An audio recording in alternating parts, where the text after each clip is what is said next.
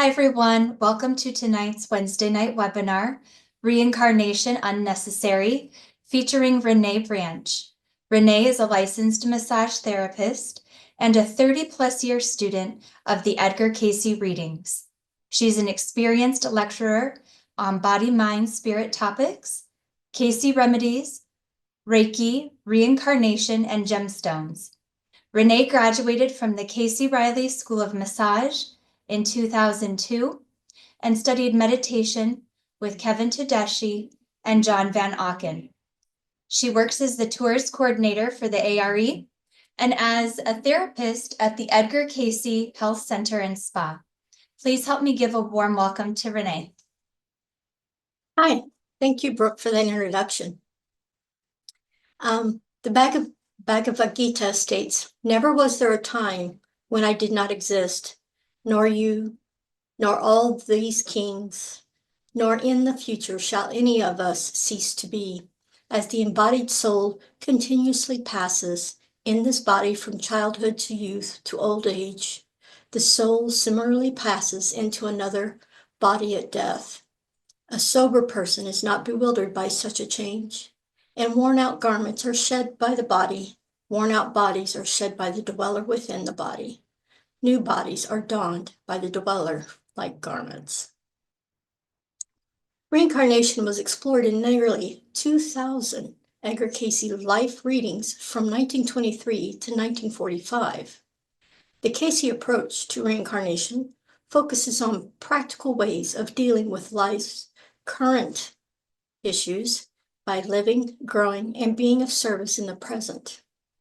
According to Edgar Cayce's readings, reincarnation is not endless. By understanding and applying spiritual laws, we can move beyond repeating the same lessons lifetime after lifetime. As of 2014, the Pew Research Center conducted a study on New Age beliefs and found that 33% of Americans believe in reincarnation. In the last 60 years,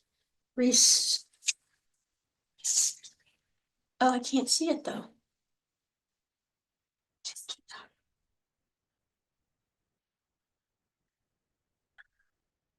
In the last 60 years, research on reincarnation primarily focuses on investigating reports from individuals, particularly young children who claim to remember past lives. These cases are studied and written about by researchers like Ian Stevenson and Jim Tucker at the University of Virginia's Division of Perpetual Studies and Perceptual Studies, and through hypnosis clinicians Brian Weiss, Michael Newton, and Dolores Cannon, just to name a few. While this research doesn't definitively prove reincarnation, it explores potential evidence through case studies, interviews, and comparisons of reported memories with verifiable information. These sources listed are just the top 10 books, plus a couple of websites that I've read over the years since I started my journey with Edgar Cayce. Many Mansions by Gina Simonera, 20 Cases Suggested for Reincarnation by Dr. Ian Stevenson, Reincarnation and Karma, the Edgar Cayce series, The Soul's Plan by Robert Schwartz, Life Patterns, Soul Lessons and Forgiveness by Henry Leo Bolduc, Many Lives, Many Masters by Brian Weiss, The Search for the Girl with the Blue Eyes by Jess Stern, Reincarnation, Macmillan Media YouTube channel, Edgar Cayce on Reincarnation, and Family Karma by Kevin Tedeschi, and so many more. My journey began when I was 12, 13, when I was led to my very first book. I had just been baptized in the Church of Christ and was sitting in the floor reading the Bible and thought, gosh, it's only been a couple of weeks and already I've screwed up. The posters on my wall of the young teen magazine pop stars, idol worship, the random curse words I'd used throughout the week, the white lies, the half-truths, the being mean to my little sister, all of those things. And I thought, I'm never going to be like Christ. I'm never going to be perfect. Why am I even trying? I did have these thoughts of suicide, and I had not started actively trying to do anything. And I think it might have been like a week or two later when my mother took us to a bookstore, a used bookstore, and I ran to the sci-fi section looking for, good Star Trek stories. And I found Gina Simonero's book on many mansions. When I read that even Jesus had multiple lives before his perfected life as the Christ, I relaxed. You mean all I have to do is be better than the last time?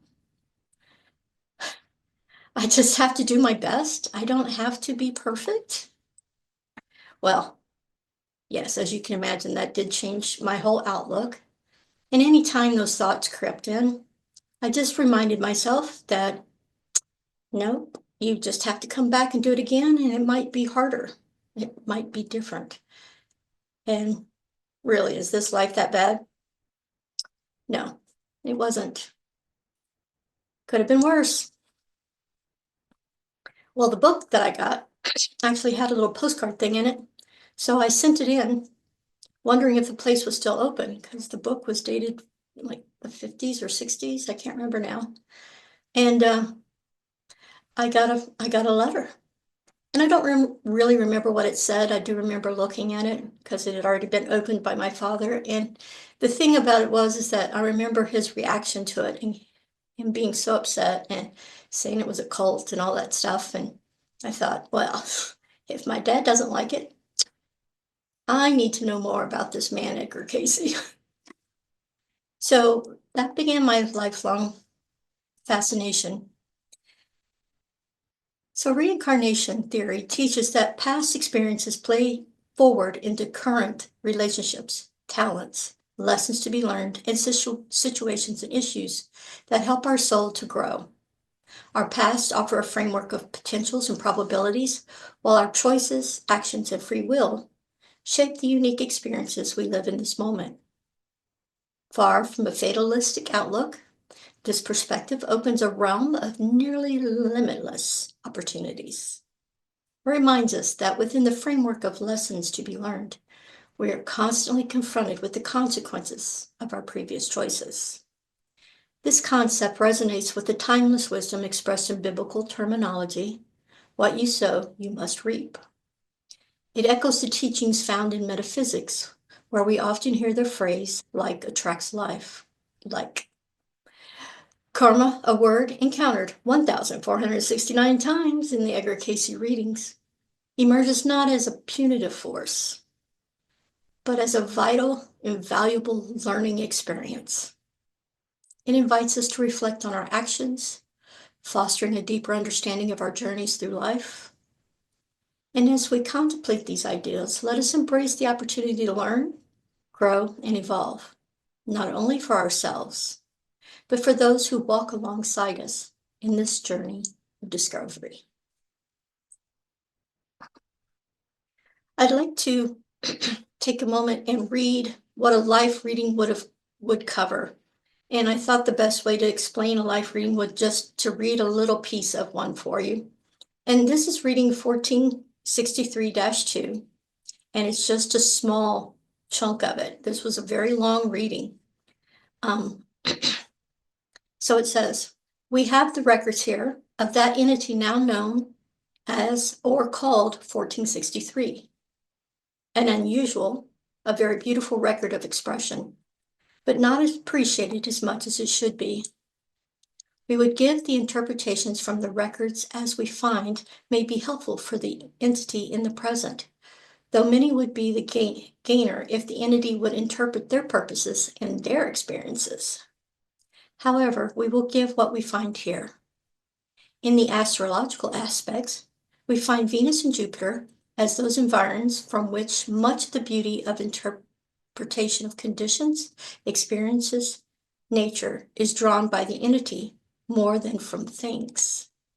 Hence, the influence of the activity of the entity must deal with the individual emotions rather than those things that become mathematical, astrological, numerological, or even synthetic.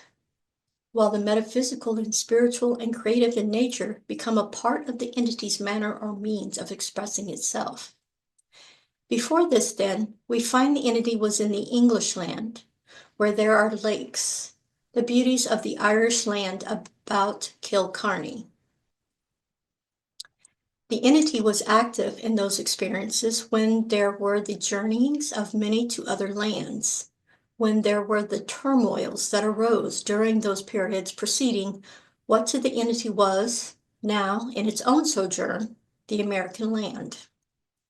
The entity made much of song, much of poetry, much of that which was produced within the experiences and the hearts and minds of those that were separated from their loved ones by the distant waters.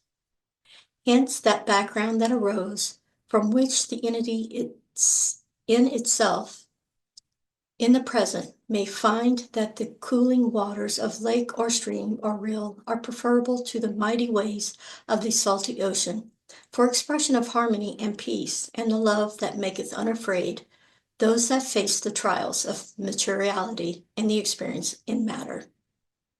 The name then was Anelia O'Hara.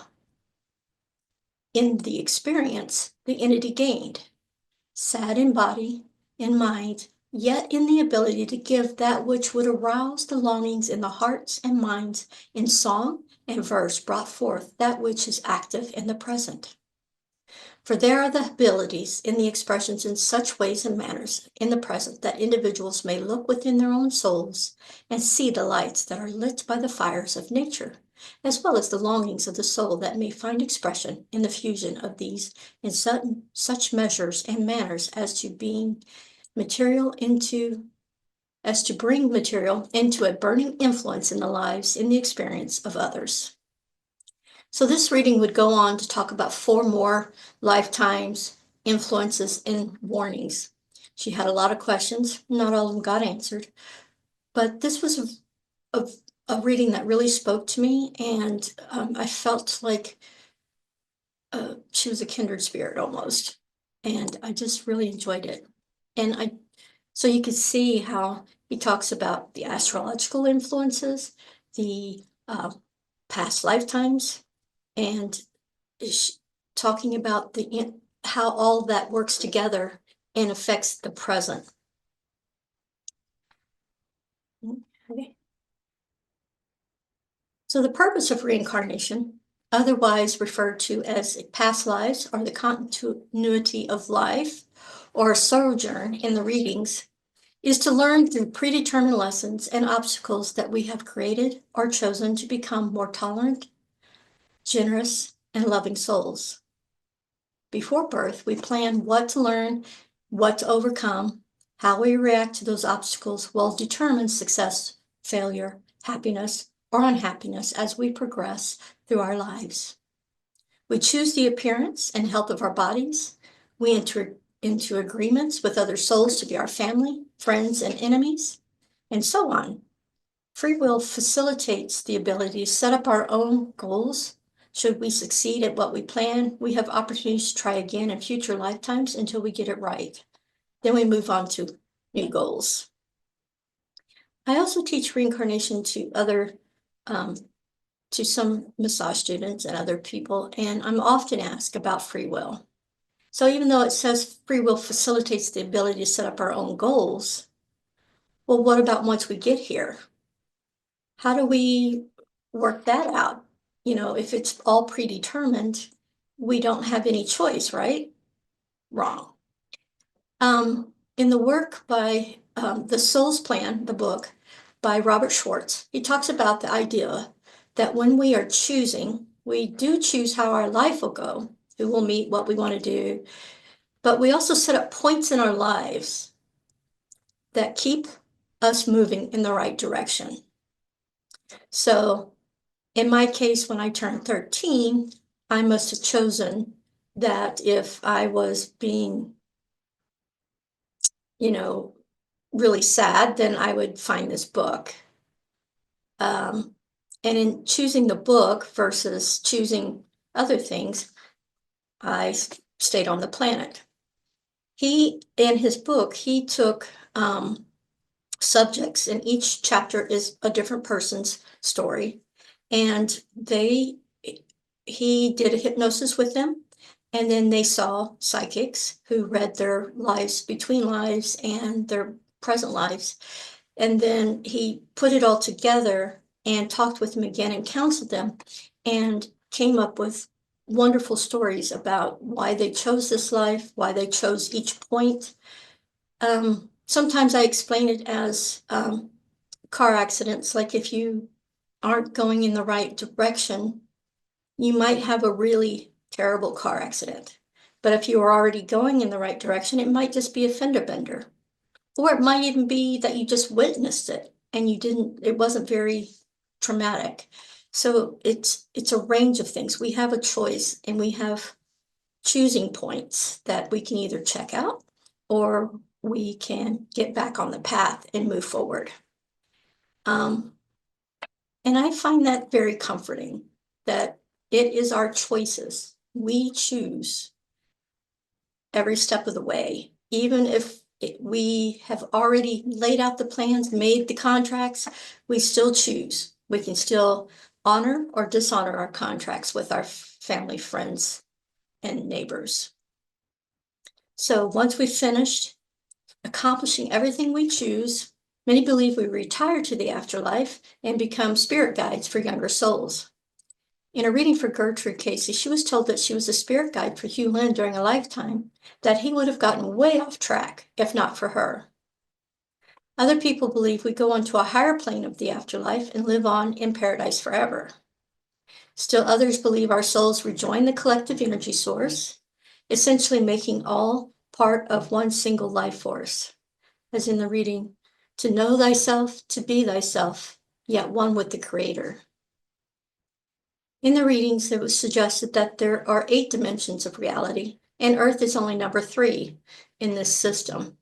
So we may move on to another sojourn on other planets for even more soul growth.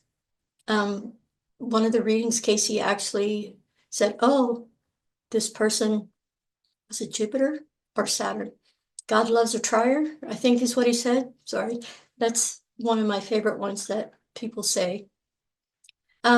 Cayce often used astrological concepts to explain the soul patterns or incarnations, whether these past lives were on the Earth or on their planets or star systems in the solar system. Our birth charts were guides or treasure maps to help us navigate here in the 3rd dimension. So you can see our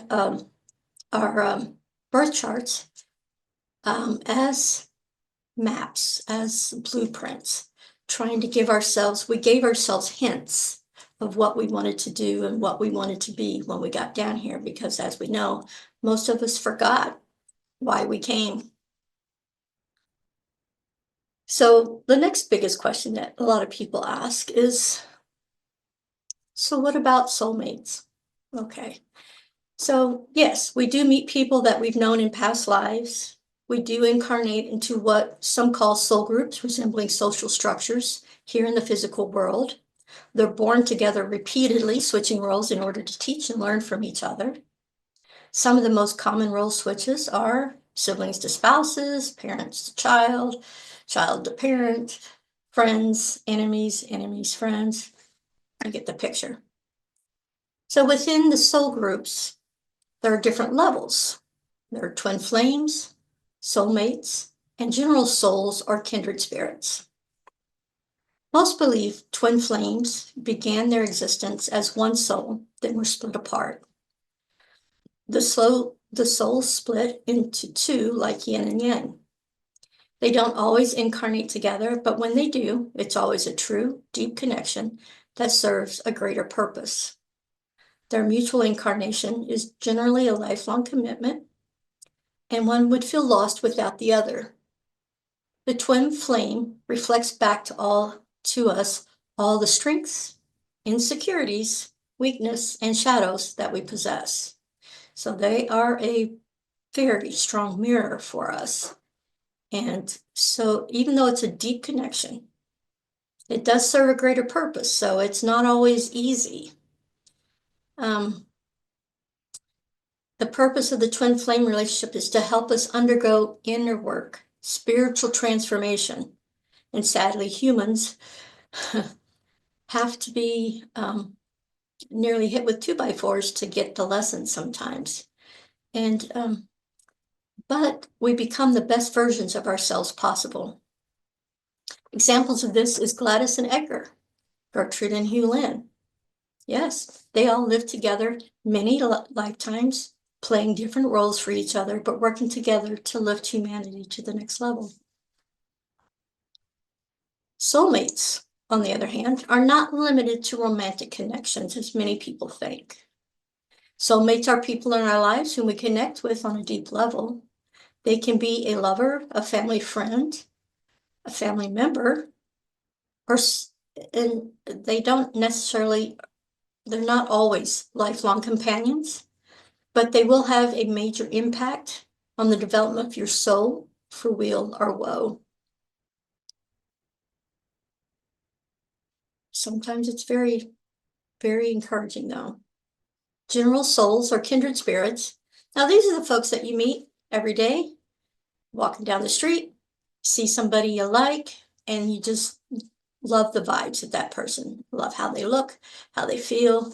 And part of that is just that we're all composed of energy, and we often feel attracted to some people and repelled by others.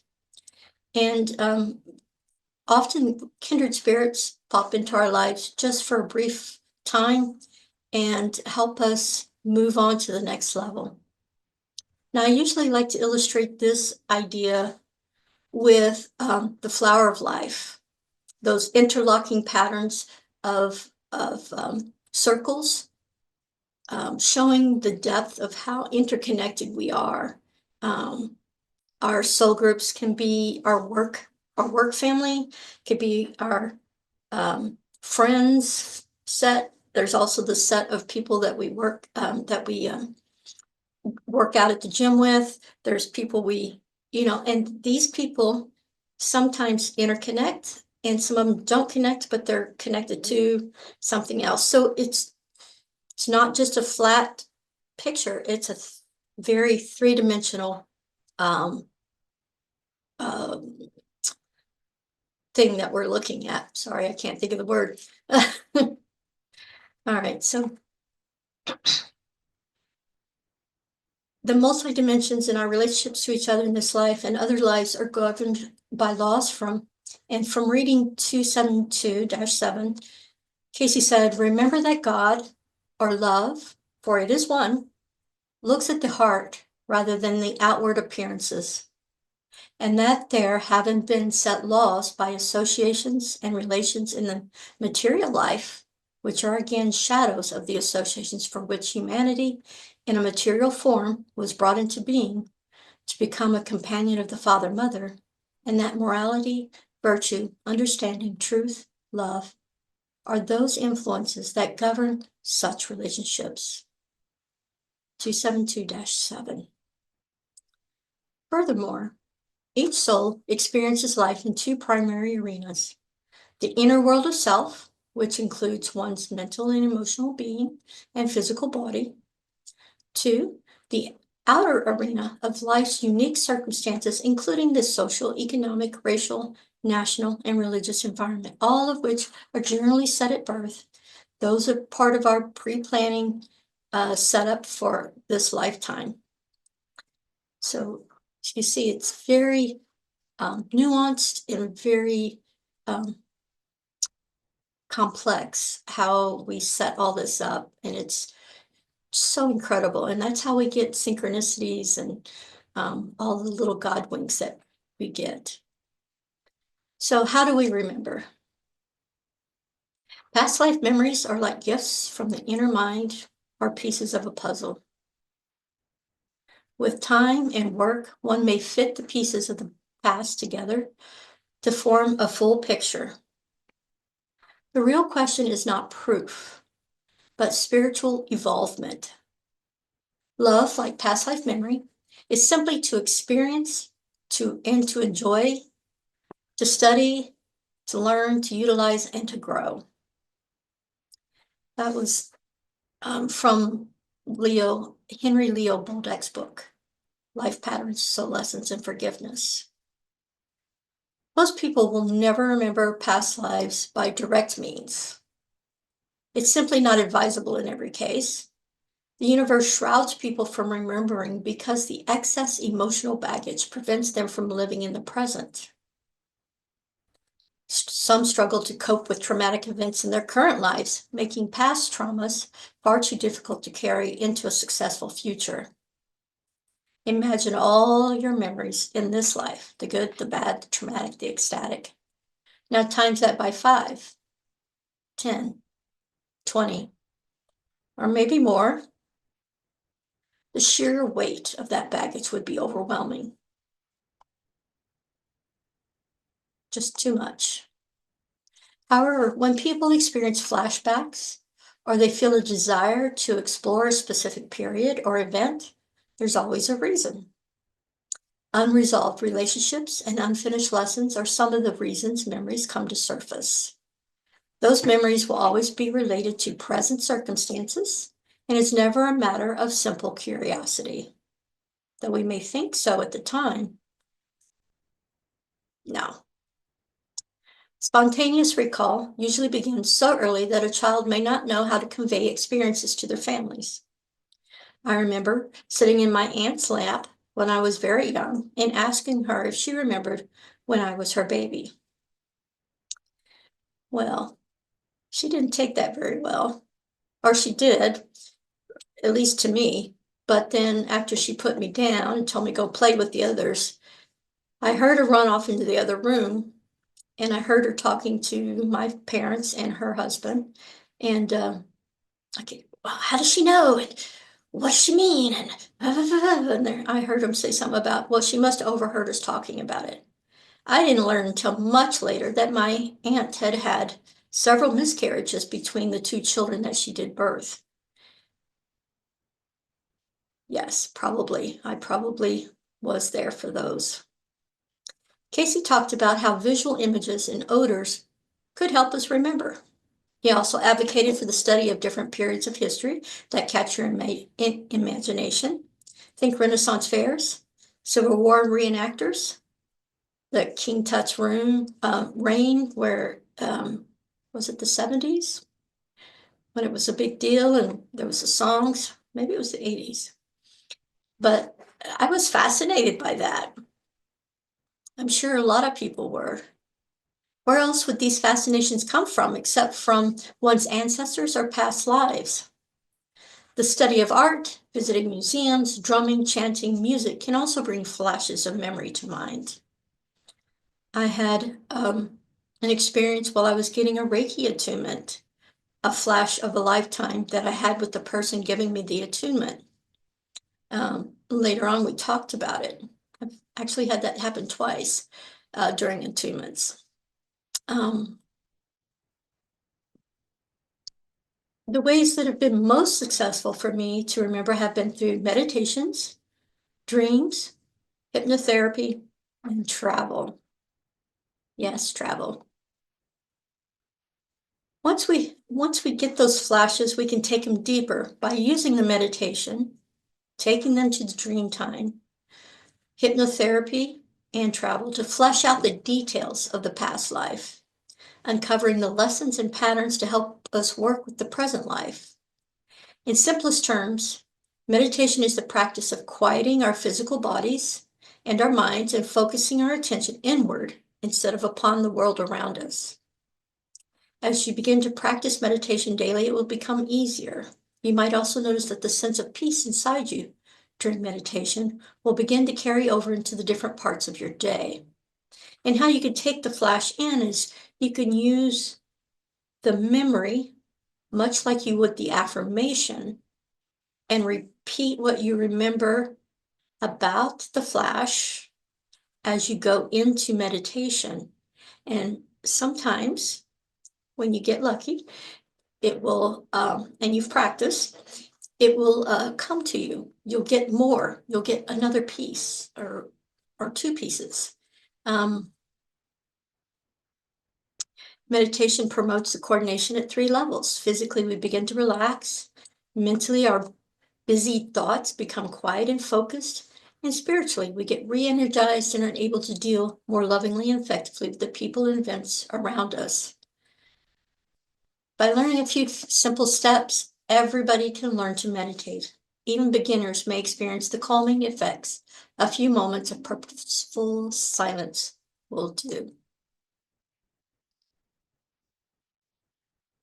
In Cayce reading 281-41, he says that meditation is not musing, not daydreaming, but as ye find, your body's made up of the physical, mental, and spiritual. It is the attuning of the mental body and the physical body to its spiritual source. So I think this shows you that you can use this to get more pieces to that puzzle, as well as doing all this extra good stuff for you. Dreams are another way, and much like the meditation, as you're falling asleep, you can give yourself the suggestion to remember the past life that involves X, Y, and Z. In reading 1463-2, it says, hence we will find the urges from the sojourns in the earth bringing an awakening through the dreams, as it were, not in those periods when sleep or that sense of aloofness arises, but when the unconscious of a consciousness arises, which brings rather the vividness of beauty of expression. These bring a part of the entity into its abilities for expression. So it's a great way to bring forth soul lessons. Dreams, yeah, so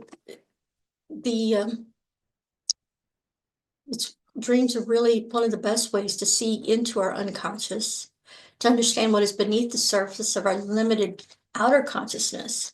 The subconscious mind is like a bird high above the road we are traveling. It can see more than our outer mind. The more we learn to recall and understand dreams, the better we understand our deeper motivations, fears, desires, and unconscious knowing.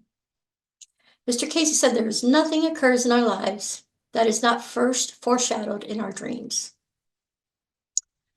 In the dream state, we open our minds to many different levels of our unconsciousness. Not only are all of our previous conscious experiences stored there, but it is also the storehouse of resources which rarely come to conscious awareness.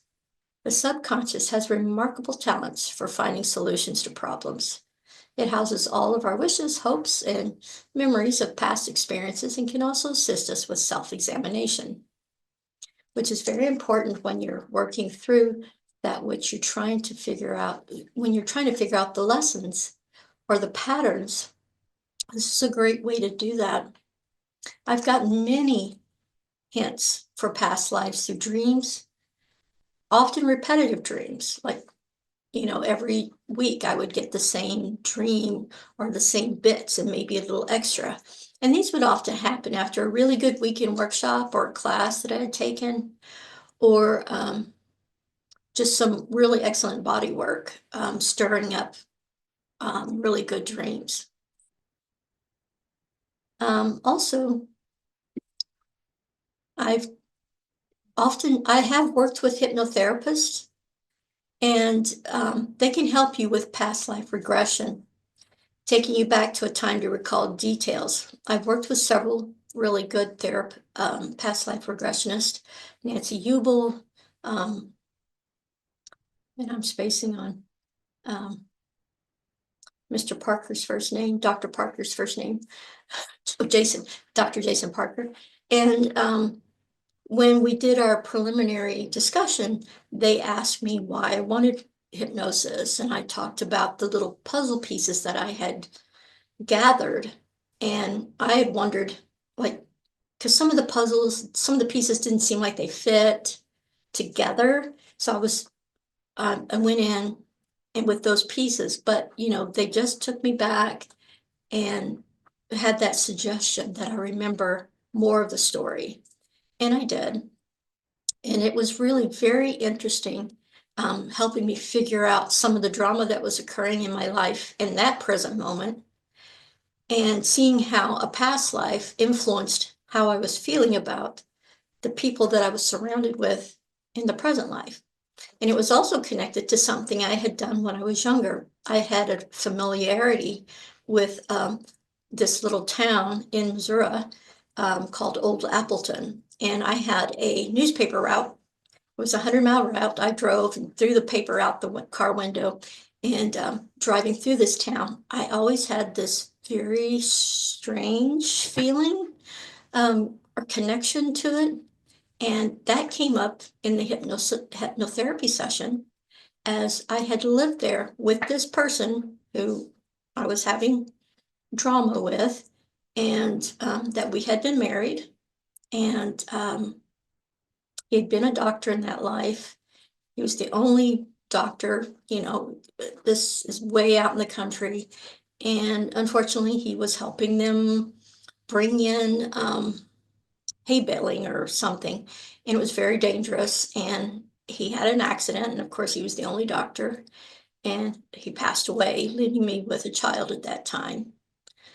And so then a couple of different times it fleshed out the story even more. And I found out what happened to me. And so it was very interesting. And a lot of the feelings that we were having and a lot of issues we were having, I really understood and let it go because I was mad at him for dying and leaving me alone with a child. So which didn't make any sense in this lifetime because we weren't married and we weren't even dating. So it was very interesting and very cathartic. And I have to say it was a very good experience for me. So, and I said travel. Well, the old Appleton, I just had this really weird feeling about this place. And it was always kind of like going through a strange curtain, almost like a wavery curtain. And when I drove into the city limits there, and I've had that experience at a couple other places. I know many of you have probably traveled someplace and just felt so comfortable, even though it was a foreign country. You just felt so comfortable, like you knew what was around the next corner. I felt like that in Glastonbury, England. I visited there twice and I could walk around, I knew where I was at, and it was just a very interesting and very comfortable place. Cayce said in reading 195-68, lived experiences, rather than spoken of, as should be every effort of the entity. He of the mechanical mind, representing that source through whom the experience has come, as relating to that to whom the applications are to be made through. See? And in that each, as seen traveling, should travel to this place, that the experiences as may be had by each in and about the attempted development of the mechanical appliance may give that as to be perpetual in its activity, and as the faith is of the nature that induces those surroundings necessary for this development, so may this come about in its application. Then travel to that place to see. That was reading 195-68. There were several readings where Edgar Cayce encouraged people to travel to the places of interest. Go, meditate, catch the vibe there. You can get a little bit more of the story. There's a reason why you're getting these prompts and these urges. Because the subconscious mind forgets nothing. And all of these things that I've mentioned are generally the safest way to bring forth memories. Really, you want to allow the memories to gently arise. You don't want to overstress yourself or cause undue harm.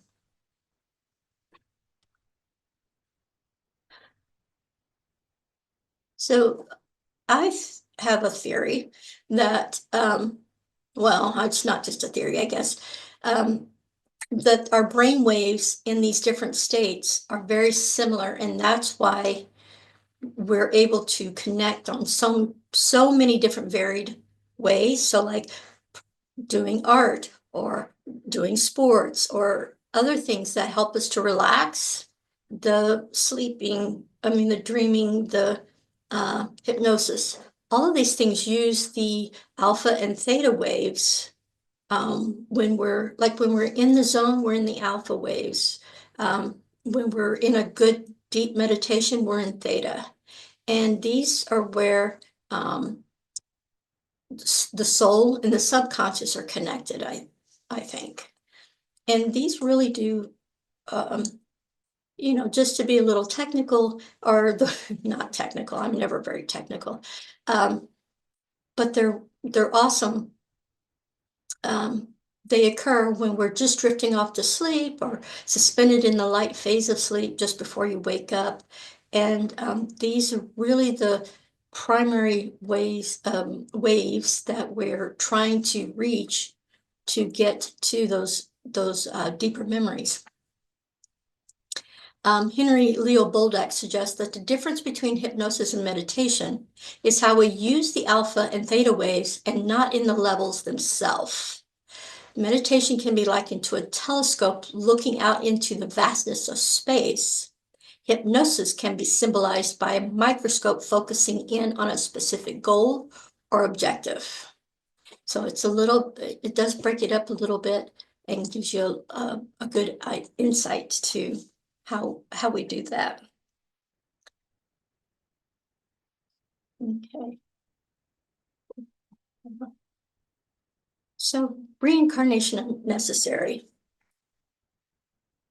So having done all that, why do we want to remember? We want to remember, and so we can see the patterns. We can understand why we're doing the things that we're doing so that we don't repeat them, okay, that we learn the lesson. And so Cayce suggested that reincarnation was unnecessary. He said to between 18 and 23 people that they didn't have to come back. Because I've heard so many people say, well, this is my last lifetime. I'm not coming back. And I wish them well because it is something that we do. Maybe they won't come back to Earth. Maybe they'll move on to another sojourn. But honestly, it is hard. It is hard. And I get why people say that. So I'm trying to understand, what can we do to not have to reincarnate?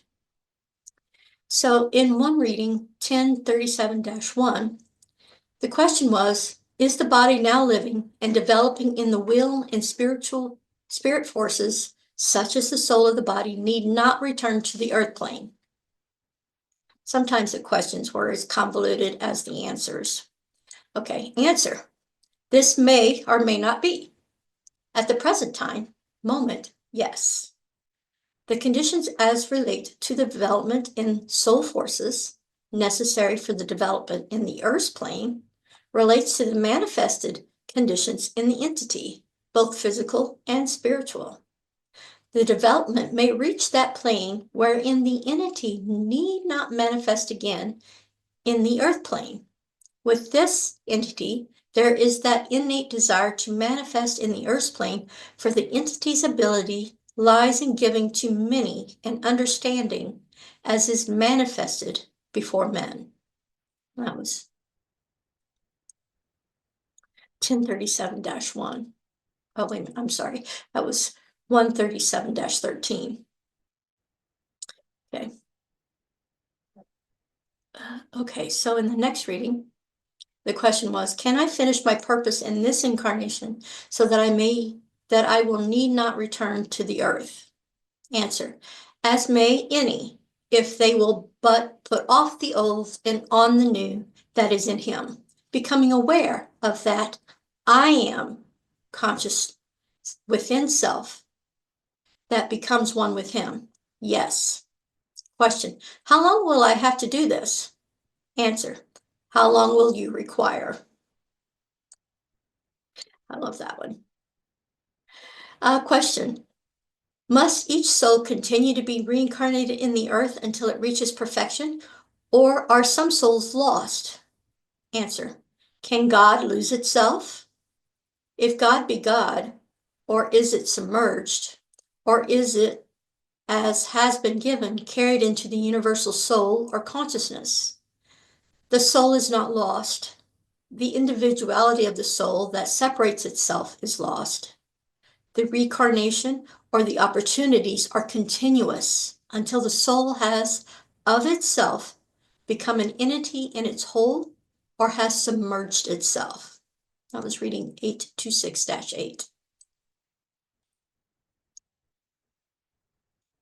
So of the 23 life readings, people who'd been told they might not be required to return, the immediate question of what made them special and can we do it also? They were mostly women and a handful of men. Geographically, they were from multiple states: England, Canada, and Switzerland. Their ages were from 20 to 63. They had many careers, life paths, and were very different educational and social backgrounds. From their letters and their readings, these folks lived fairly commonplace lives, making choices very much like you and me every day. But what did they have in common? They were 4 reoccurring life patterns, or in this case, ideals. So in reading 1156-1,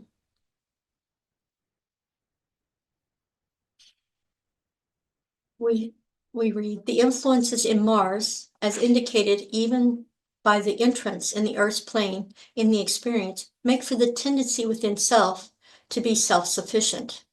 This guard against, while one must, as in him, be ever ready to give an answer for the faith that lies within and that moves the self, yet know that in him alone ye have promise, ye have life. Live the life that makes for rather a service than for as ye met in judgments, in thy activities to thy fellow man, ye do it unto thy Maker. So one of the first ideals was the ideal of giving and service. Edgar Cayce said in 569 in the 6th reading, one that may give much joy to many people, always giving, more than ever receiving. He also told 2903, one then that gives much more to the development of others in every plane.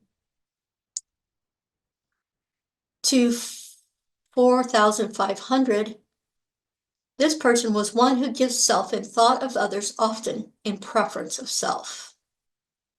The act of giving is not only about the tangible offerings we can provide, but also the love and compassion we share with one another.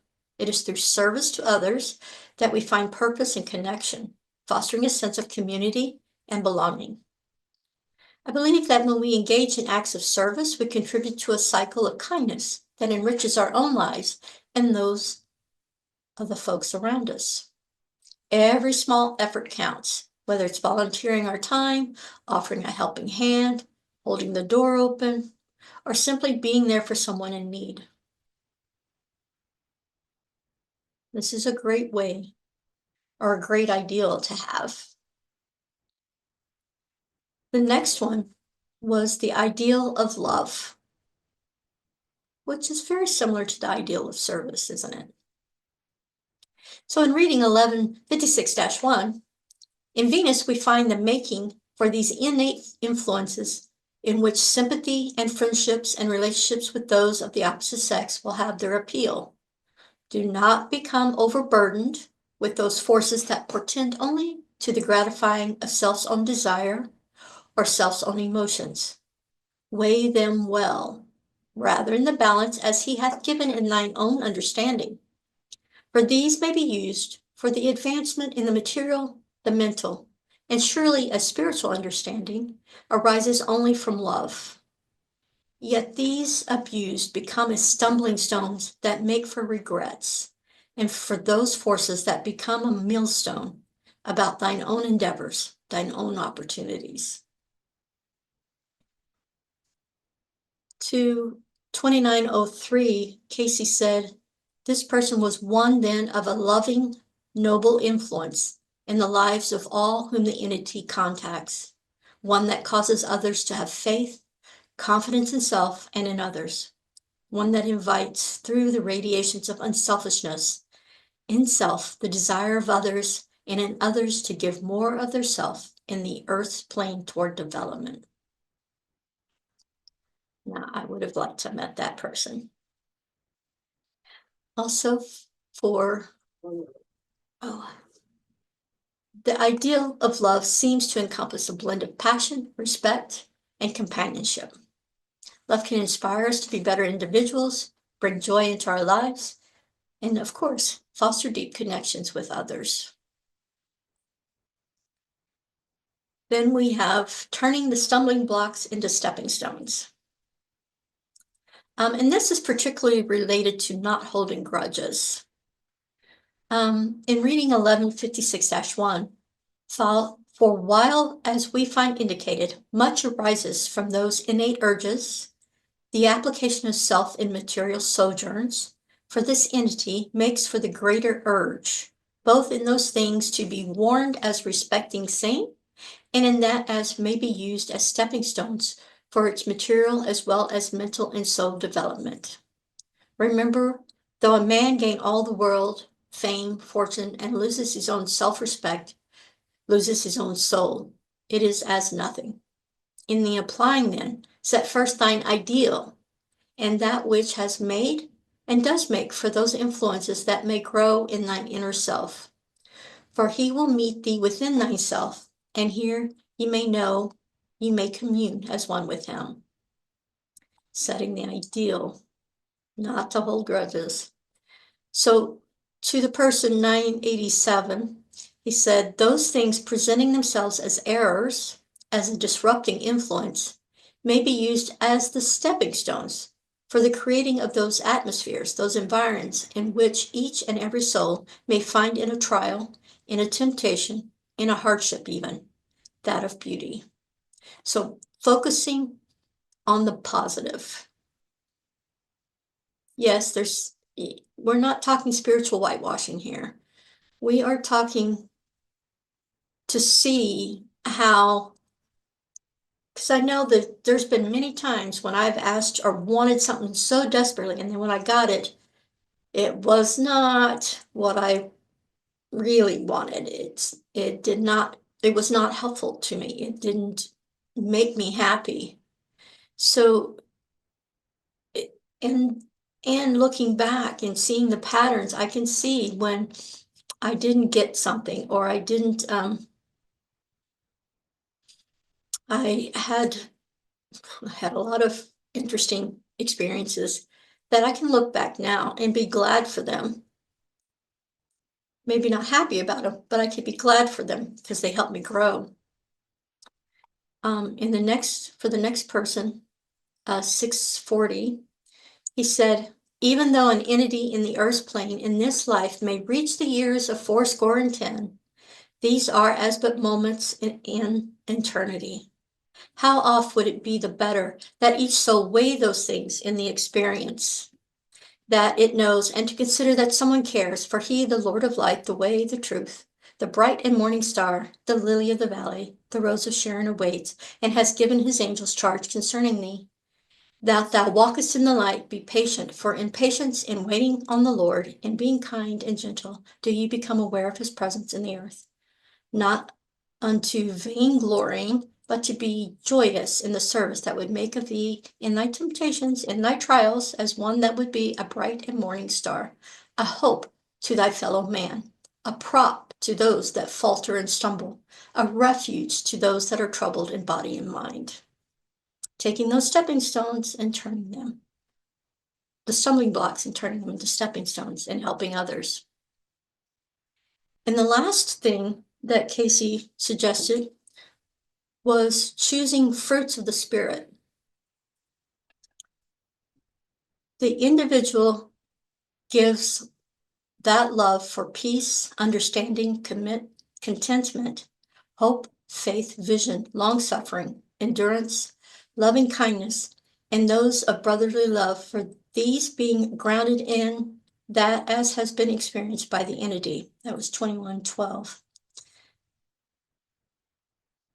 Choosing the fruits of the Spirit. Even though an entity in the earth's plane in this life, oh, I've read that already, sorry. What qualities must I develop to grow more rapidly spiritually? The answer was patience. 2981-1. That's a very good one. So just choosing these fruits of the Spirit will be helpful into moving along the path. Okay. So what we've learned so far is that we need to set the ideal, recognize the patterns, and then work to correct or forgive. Know that thine own conscience cannot be seared without producing disturbances that may never be healed. Be true then in all such experience with thine own self and thy ideal. For each soul, each entity has an ideal in the mental and in the spiritual phases of its experience, as well as that which is being sought by the entity. Know that as that ideal is held within self, the attainment will arrive, without as well as within self. From those very experiences, there will come unto the experience of this entity during the sojourn material gifts unheralded and unexpected. Use them. Do not abuse them by disregarding the acceptance of them. Don't ask for them and then reject them when they come, okay? But use them in bringing to pass in thine own material experience that fulfilling of the purpose for which ye entered this material sojourn. Reincarnation is a concept that encompasses not only Eastern thought, but all of the major religions of the world. It's a concept that can allow us to have more compassion for each other. It's a way we can begin to look at all facets of life purposefully. However, it doesn't really matter if another individual believes or doubts the theory of rebirth.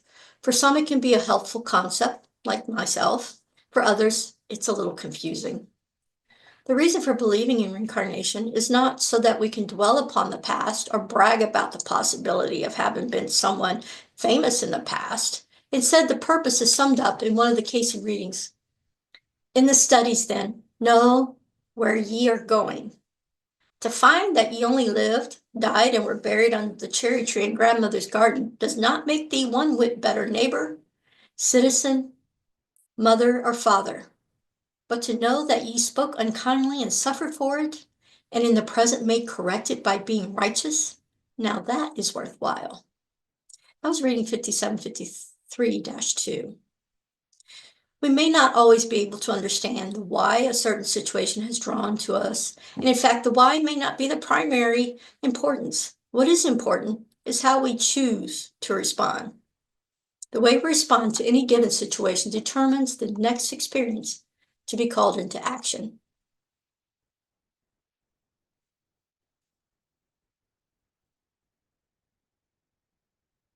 So, are we ready for questions? Thank you, Renee, for sharing such a fascinating topic tonight. We do have a couple of questions, but before I read them, I'd like everyone to know if you have any questions for Renee, go ahead and type them in the chat box and I'll read them off to her. But to start, the first one, Renee says, what does the Bible say about reincarnation? Yeah, while it's true that some of the passages of the Bible are vulnerable to reinterpretation, nowhere does it specifically attack the idea. On the other hand, you could look at Solomon 8:19, where it says, now I was a good child by nature, and a good soul fell to my lot. Nay, rather being good, I came into the body undefiled. There's also a passage in Proverbs, Romans, the 90th Psalm, Revelation, Malachi, Job, John, and Matthew, and Luke even. So there's lots of little hints in the Bible leading us to the idea that it was something that was taken for granted at the time, that everybody believed in it. Okay, thank you. Another question here is, can we have physical symptoms from past lives? Oh, yes. A lot of people are born with birthmarks, moles, etc., or marks that develop later in life. I myself had a mark that developed when I was 10, 11, 12, something like that. And we went to the doctor and looked at it. And of course, he tried to scare me into having it removed and said it would cover my back eventually and all kinds of crazy stuff. But it did grow some until I came to massage school and started getting massaged all the time. It actually started to lighten up, lessen, and got smaller. So, and then I actually had a couple of dreams about how I got that birthmark, and then did some meditation on it. And I understand how that happened. And um, it was a time when there was sorts, and I was in bed with somebody I shouldn't have been, and I got stabbed, and the person I was with got stabbed, and we both have corresponding marks. So, yeah, so you could totally do that. Um, yeah, yeah, and sometimes you can actually have those cured, or they can dissipate like mine did. Okay. Any other questions? I do. It looks like I have one here. And let me pull that up. It says, what if there are twin flame souls and one evolves more than the other? Do they always teach each other and help each other evolve or not? I think they do. Even if the one isn't evolving at the same rate, you can be sure that it is helping you grow, because that's how pearls are made, right? The aggravation in the sand in the clam, the shells creating pearls of great wisdom, basically. And that tug of give and take really, it does help. And I feel like that even if they're not growing at the same rate as you, that your vibe is helping them move forward, helping them clear the path. So yeah, I think so. Okay. Thank you for sharing that. Another question says, are there any hints in the Cayce readings or anything else you'd like to share indicating that leaving the reincarnation cycle is our sovereign right? In other words, after a life ends, can we always choose not to reincarnate again? Any details about this process? Hmm. Um, I'd have to say I didn't come over anything in the readings that says it was a sovereign right. I think what happens when we get to the other side is that we forget how hard it was. And we sit in council with our soul group, our guides, guardians, and angels, and perhaps ancestors. And we sit there, we review the past life, the life that we just finished, and we experience what other people experienced about what we said, what we did, how we acted, or what we did. And I think that what often happens is that we experience that and we feel bad about it, and then we think, oh well, I could have done better. It's like, oh, I need to take the test again. Oh, I can do that. And there are times that the life that we've lived is so traumatic that we're taken under the wing, as it were, for an extended period. So it's not like we come straight back. Um, unless there's a particular reason for it and we've already contracted for that. That has happened. Like I probably came straight, like I was my aunt's baby and I came straight back to be my mom's baby instead. So there's that, but there's also I've heard stories about soldiers that have reincarnated right away, traumatic events happening like that. So I don't know if it's our sovereign right to say, no, we'll never come back. I suspect that we are so loving and just so full of light on the other side that it never occurs to us not to. Um, like Gertrude was a guardian angel during one of the lifetimes, so maybe we set lifetimes out and take a break and then get back to it. I can't imagine that we do have a choice, though. We have a choice. We have free will everywhere else. Why not? Why not on the other side? Okay. How can one interpret dreams to know if they are revealing glimpses of past lives or reincarnated memories rather than just random subconscious activity? Oh, well, that's a good one. Um, what I've done is when you wake up, write it down as quick as possible before you go pee. Definitely do not get up. Go ahead and write it down or talk into the recorder real quick. And um, what you do for the next however many days is start paying attention. So say you had a past life and you were a kitchen wench in a grand mansion. Well, could that be just because you're a waitress in this lifetime and you're just having a weird work dream? Or was that a past life? So start paying attention as you go. You'll get hints. I call them God winks or, glimmers. Um, So what has happened is like you're thinking about that, and then the next thing you know, on TV, there's a bar wench or a show about the Renaissance period, and you see they explain how the servants lived and whatnot. And it was just a random thing, right? It was random. And then you might notice somebody just talking about, oh, there's a Renaissance fair coming up, da da da da da. So those sorts of things lead you to think, oh, that was a past life. Okay.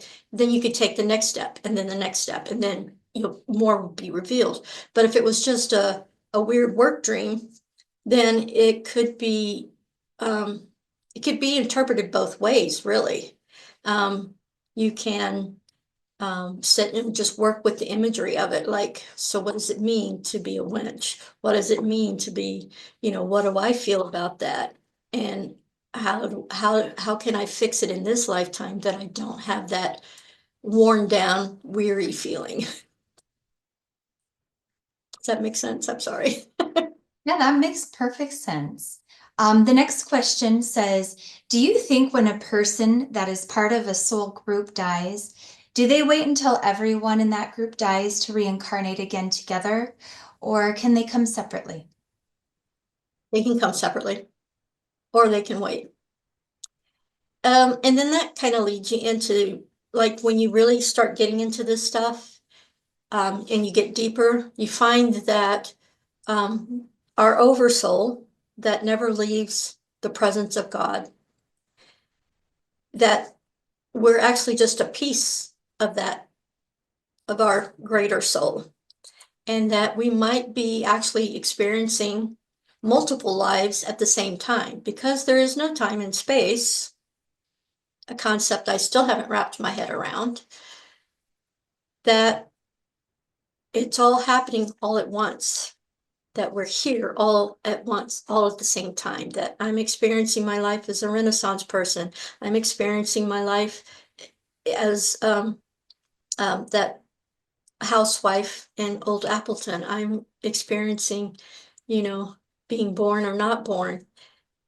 All of that is happening in a multidimensional universe. It's happening all at the same time. So it's like there's only like 33%. This might be 33% of my greater soul showing up to work here. And then there might be 20% of my soul somewhere else. So yeah, we could actually do both. We can wait. Part of us can wait, and the other part could go ahead and get born and work. The rabbit hole is very deep here. That's really interesting. The last question that we have for this evening says, if you've had multiple traumatic experiences where you've escaped death or violence, could this mean you caused the same to others in a past life? Should you seek a hypnotherapist for more insight into the meaning? It could, yeah. Everything that happens to us happens for a reason. And I know people get tired of hearing that they feel like it's just an excuse, but it's not. There's a deeper meaning. And these traumas, like I just heard a story by Raymond Moody earlier today, talking about this little girl who was involved in a car accident. And it was in the time before kids were strapped in.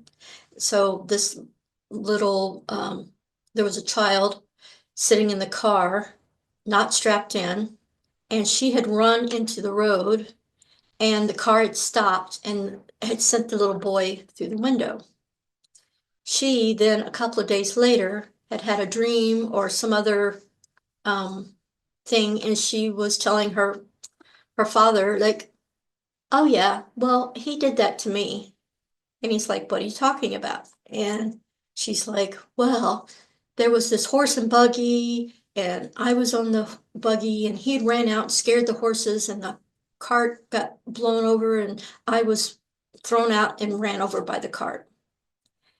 I mean, that's rather a dramatic way, but it does make sense. And I'm comforted by the fact that it all happens for a higher purpose, for a greater purpose. And yeah, I would work with a hypnotherapist, but choose a hypnotherapist that you trust. And for something like trauma, I would go with someone who has like a social work degree, something a little bit higher, like a doctor type person, like a hypnotherapist that has a PhD type thing, somebody who's really steeped in knowing how to handle the trauma, because once you get into it and start working with it, you're going to need someone that has a little bit more experience to help you work through it without re-traumatizing you, okay?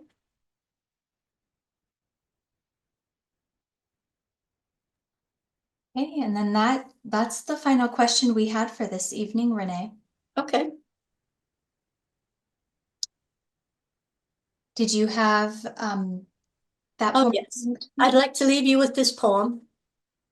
It's by Morris Bishop, who lived from 1893 to 1973. And it's entitled, We Have Been Here Before. I think I remember this moorland, the tower on the top of the tor. I feel in the distance another existence. I think I've been here before.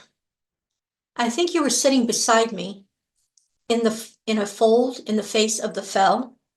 For time at its work will go round in a circle, for what is befalling befell.